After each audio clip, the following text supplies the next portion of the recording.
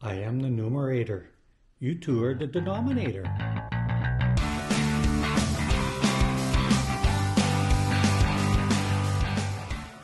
Here we are out in Duncan, BC.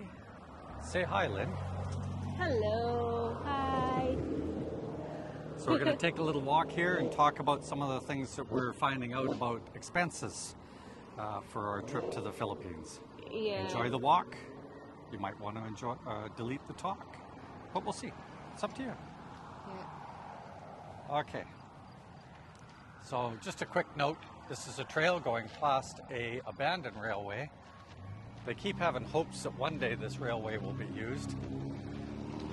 I doubt it. All the money's being spent on highways.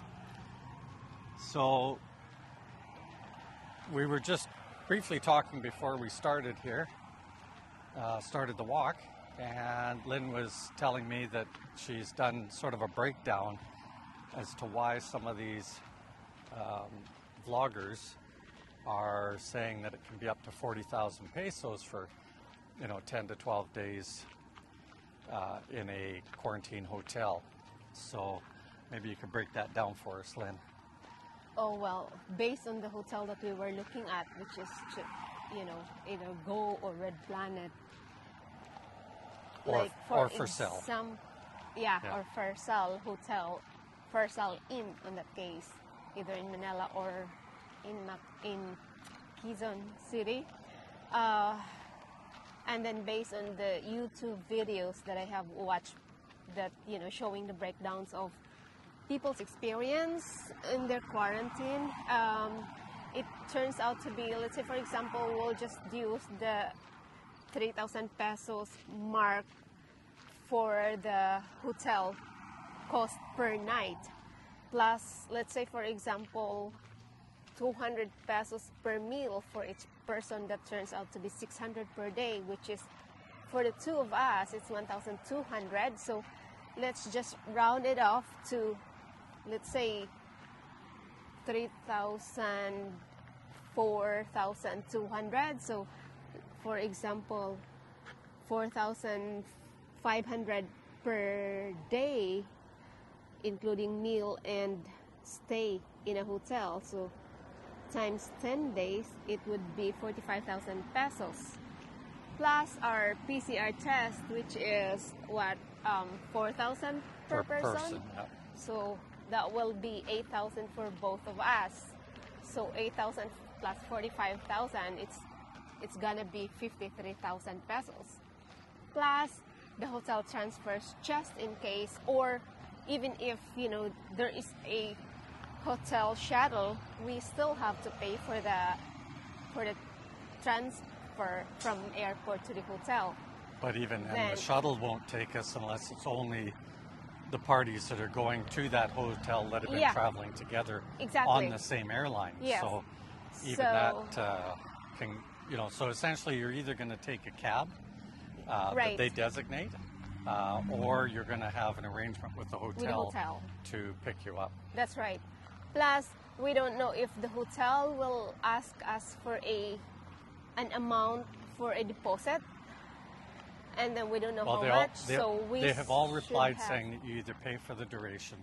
Oh, I see. And have the cancellation insurance. That's which won't help us if let's say the flight is rebooked or delayed or That's right. any of that kind of stuff, Yeah. because that will be within that window of flying that will be past the deadline date. That's right.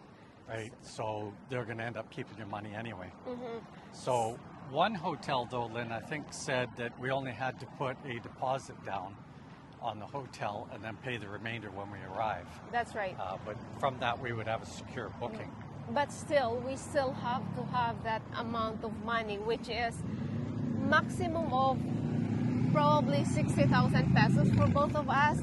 Like some people on YouTube that I watched, they said that they spend like as much as 80,000 pesos, but I don't see the reason. Across here.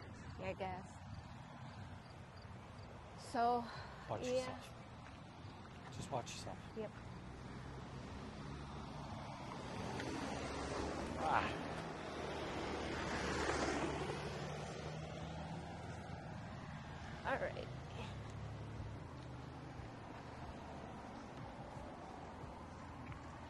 actually eager to get a clip that will go on my, apparently people are using a clip that could go on the strap. I have a bag now for all of the camera goodies. He has a and purse. including charging cords and stuff, so that'll be interesting to see how the video shows. Anyway, where were we at, Lynn? Yeah, about the budget. So I guess we need, 30,000 pesos more from the cash that we took on our last trip back here in Canada. Yeah. So what we're trying to do now is scramble around and try and find pesos while we're sitting in Canada. That's right. Where we could get it at the proper rate that's happening right now. People, of course, are quite willing to sell you the money, but you might have to pay, let's say, 20 cents. Yeah, it would be rather a little than lower. the difference, which right now is about 0.8 or something like that. Right. So, or 8 cents, I should say. So anyway, but we'll get through all of that. Worst comes to worst, we'll use credit card for a couple of things. Like for instance, we can pay the 8,000 pesos for the PCR tests. We can pay that, if I'm not mistaken, in advance. Yes. Because Yes, we we can. have to show proof of The receipt. the receipt, so Yeah. that we can then, So we will get as money. we're going through the various stages in the at the airport. That's right. And one hotel, which was was really, really good. They replied back, and they had a full breakdown. Like, you will go through this step at the airport, this step at the airport. So not only were they addressing their end of the process, which is locking you in a hotel room, yeah. and They tell you the step-by-step process but when you they arrive were telling at you the everything airport. that even happens Yeah. currently in the airport. Yeah, Now, all- what was happening before, of course, is you were getting PCR'd at the airport. Right. That's not happening anymore. It's 7 days after. Roughly 12 hours on a flight, plus your 72-hour PCR before you leave, which is not mandatory, by the way, in every country. So the Philippines does not require you PCRing before you get on the plane.